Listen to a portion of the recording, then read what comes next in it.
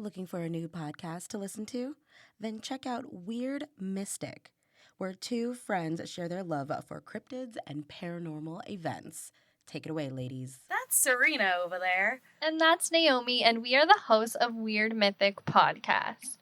Yes, we are. Our show, Weird Mythic, covers stories about cryptids, which is what brought us together to create the show. But we also like to talk about anything paranormal and strange that happens in the world. We post episodes every Sunday on different topics, and we would love to have more listeners.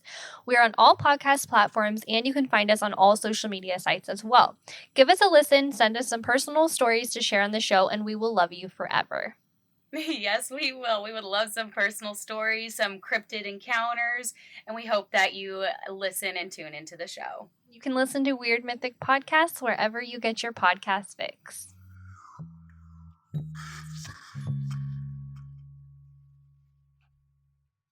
This podcast contains adult content suitable for mature audiences only. Listener discretion is advised.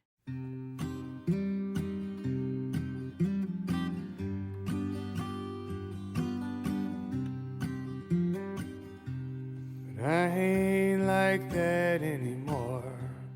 I don't kick off like before. I'm more relaxed. I'm all formed. I hate Welcome, traveler, to the Morbid Forest.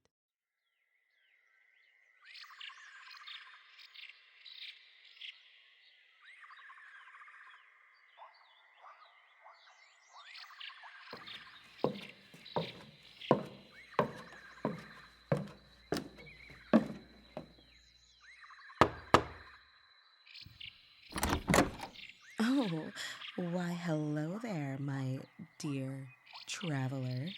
Come in, come in. Don't want anything to snatch you out from my front porch now. Make yourself right at home. I was just sitting down for dinner. Care to join me? Oh, don't be modest. Ranger Harper won't let you leave here until you're nice and stuffed.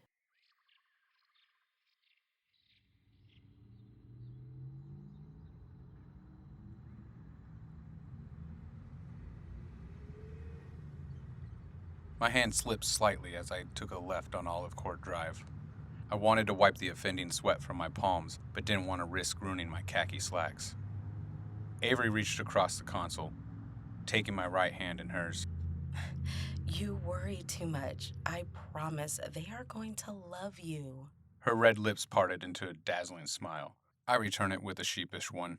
When she asked me to join her for dinner at her family home, I nearly vomited on the soft, smiling face. Instead, I swallowed the oncoming bile, plastered a sickly sweet smile on my moist face, and agreed. We met on campus in the bowels of the stacks. I was tearing down the dusty aisles, searching fruitlessly for a book I needed to finish my last research paper. As I cursed and beseeched the library gods for their cursed filing system, a soft voice from the aisle over commented that was no way for me to talk to old books. I scoffed at the voice, my retort just as colorful as my depiction of the old campus library. An amused laughter lured me to the aisle where I promptly forgot what I was looking for. Fortunately for me, she did not. She helped me find my book, and every book after that for the remainder of the semester. By summer's end, my librarian had showed me the world, both within pages and out. She was adventurous, witty, and my untempered heart fell fast. By the following summer, we were settling into postgraduate life in our new home. I didn't come from much. Raised by a single mother who deemed my existence lesser than a bottle of Jack, I had no sense of home, no sense of being cared for, not until Avery. So when she suggested it was time I meet her family, I could do nothing but smile and nod as my insides began to melt. She shared little of her upbringing aside from living in a well-to-do neighborhood close to her other relatives. She claimed her family was close, but I never saw one family photo unwrapped or hung when we moved into our home. I was no one to judge with my tumultuous past, but still, it was odd. Make a left on Hope Lane, and then it's the last house on the left of the cul-de-sac. Avery directed as I guided the car into the lane. The neighborhood was charming, with inherent wealth preening through every lawn and stone driveway. My thrift store polo seemed to shrink the closer we approached Avery's childhood home. There weren't too many homes on the street. Each mini mansion sat far distance from the others, each one a different architect's wet dream. Avery's home seemed the most modest of the bunch, with only 2 visible stories and a driveway sporting basic but luxury vehicles. My old Toyota felt wildly out of place. I know that look. I turned to Avery after parking at the curb. What look? She rolled her eyes. The one forming a permanent wrinkle between your eyebrows. I keep telling you, you have nothing to worry about. Stop thinking you're some poor leper I took off the streets. I wiped my sweaty palms on my slacked, not meeting her eyes. Hey, look at me. Avery's voice was gentle as she squeezed across the small space to wrap her arms around me. Her breath tickled my neck as she whispered, It's just dinner. 2 hours tops, and then we can go home and be street urchins together. I laughed and pulled her tighter. I'm okay. You're right. I'm just overly nervous. I never met anyone's family before. I sighed, voice of concern swallowing my inner thoughts. What if they don't like me? You know, because of... Avery snorted. If I like you, that's all that matters, Tom. Now, come on before they get tired of spying on us and drag us in. With another sigh, we exited the car and headed up the long driveway. The front door opened before we climbed the porch steps, confirming Avery's observation. She winked at me before rushing forward to hug her mother and father tightly. Mom, Dad, this is Thomas.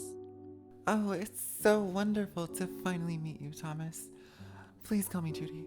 Come in, you two. Judy stepped aside to allow us access to their home. Avery's father clapped me on the back, a warm smile brightening his cobalt eyes. So glad you could finally make it to family dinner night, Thomas. I know Judy has been hounding Avery for months now to get you over here. Dad. My eyes drifted to Avery, a question passing between us. Months? She sighed. The timing wasn't right, Dad. Plus, you know how Mom can be. I'm right here, you know. Thomas, can I get you anything to drink? A mild appetizer, perhaps? Or how about a tour first? Avery narrowed her eyes to her mother's back, then looked at me as if saying, See what I mean? I stifled a laugh. A tour will be lovely, Judy. Your home is... I trailed off, finally taking in the room before me. The hallway opened to reveal an open floor plan in a soft cream color. To my right, an archway led to a cozy sitting room with a fireplace. And to my left, a formal dining room already set for dinner awaited us. It was all artfully laid out as if Home and Garden had an appointment to stop by for a quick photo op. Judy ushered me into the living room, and I was somewhat surprised. Typical family portraits lined the walls of the space. It wasn't the pictures that threw me through a loop, but the array of stuffed mounts on the wall as well. Was Avery's dad a hunter? Ah, you've noticed my mounts. Just a small family hobby. I've always been interested in preservation. Avery's dad said beside me. Keep my retired idle mind busy. He laughed, and I joined him, trying my best not to show my revulsion in his hobby.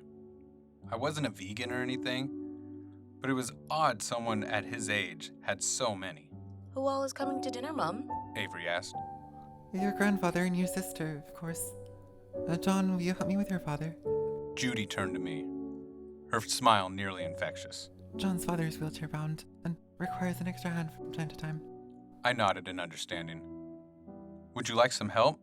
I offered, but Judy waved me off before my question was even finished forming. You two rest up and meet us in the dining room. Dinner's just about ready to come out of the oven. I hope you like pot roast, Thomas. Avery's parents scurried from the room, and I moved to inspect the family portrait over the mantel more closely. I didn't know you had a sister, I said, taking in the photo. There were about 16 family members squeezed into the frame. A few pets sat dutifully in the front row, looking rigid and slightly worse for wear. But some of the eyes and some of the smiles were just off. their posture too poised. It's a bit of a rough subject for Mom. Avery explained, moving to join me. She lost my baby sister at birth. She was a stillborn. Oh, God, I'm so sorry. I hadn't realized, and the pain in Avery's eyes had me rushing to pull her close to me. She nuzzled into me, accepting my comfort.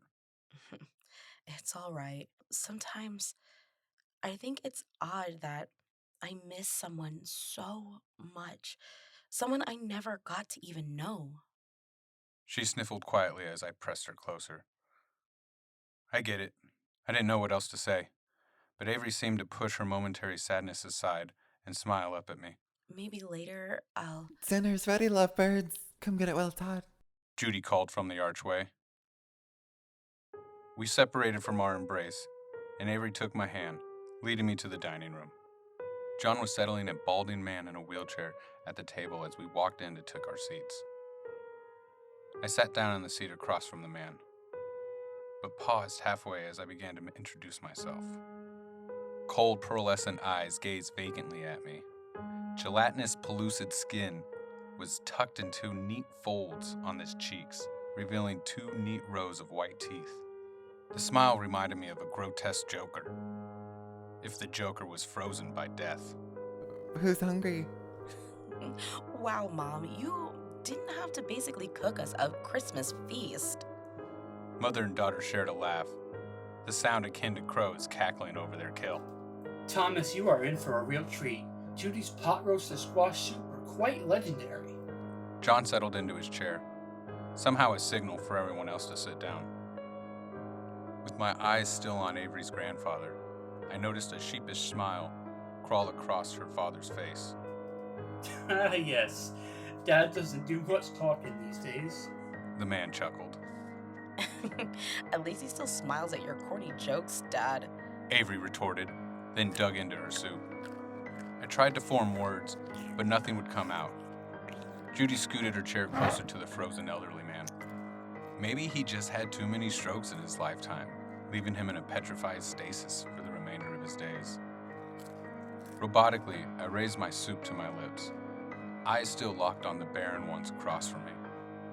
Avery's father was speaking, but my brain shut him out. Judy smiled at the elderly man, the soup spoon poised in her hand. Yellow liquid advanced towards those ashen lips. The whole time, Avery's grandfather remained unmoving. Judy tipped the steaming soup upward, depositing the meal into the man's smiling lips. The yellow liquid dribbled down the man's lip, to the edge of his chin. Time froze as a single drop of soup held strong to the unwavering skin, forming itself into a perfect droplet. The drop fell onto an unmoving chest. My chair slid out from under me, screeching across the dining room floor. My heart roared in my ears as Judy cooed. Pop was always a messy eater. He's... Thomas, are you all right? Avery asked cautiously. Could she not see? The yellow stain began to work its way into the fabric of the grandfather's shirt. I nearly vomited at the sight. He's... My voice rose as it quaked in the room. Now, son, why don't you take a seat before you work yourself into hysterics? John suggested. Those lifeless eyes stared and stared, my brain exploding with the realization. He's dead. Thomas. Judy reprimanded, as if I were a child who spoke a bad word. Judy, it's all right. He doesn't know. John turned to me, eyes soft as if his dead father wasn't casually joining us for dinner. The term we use is preserved. Tom, please just sit down.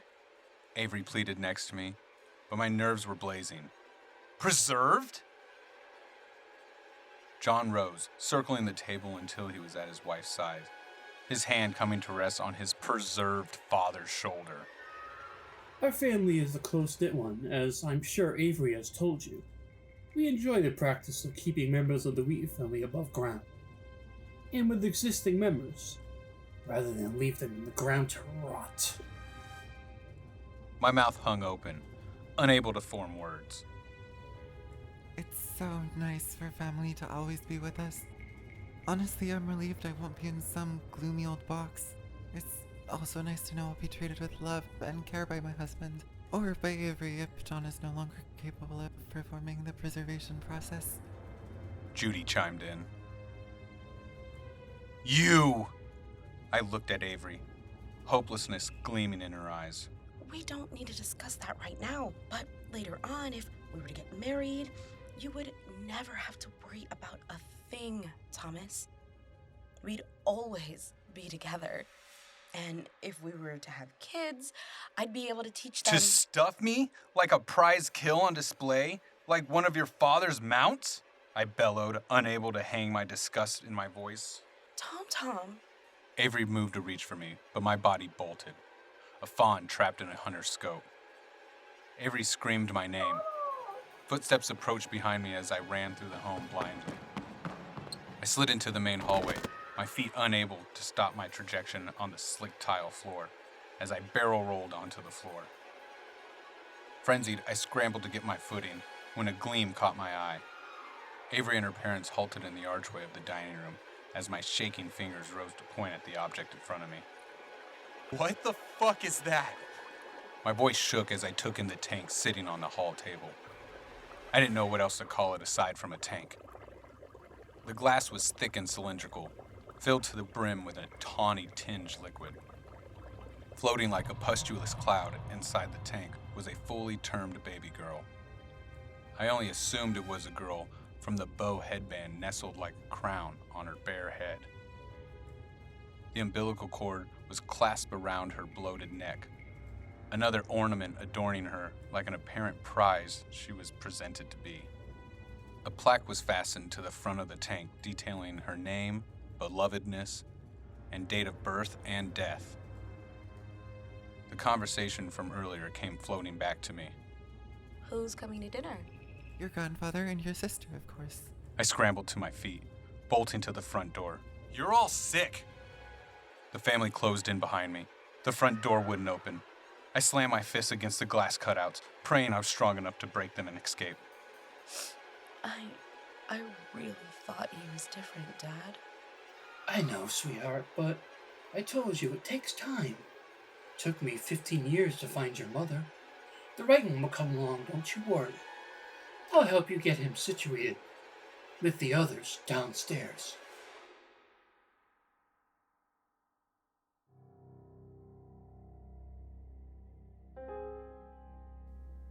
This has been a Morbid Forest production. On this week's episode, you've heard Stuffed, written by Naomi Richards, with narration by Matthew Trevino, Naomi Richards, Devyn Boer, and Shawn Moreau. Our theme music this season is Firestorm by Danny Schmidt. As always, thank you guys so much for listening. None of this would be possible without any of you, and we will use every opportunity to gush about how much we love and appreciate you guys. Follow us on Twitter and on Instagram at The Morbid Forest.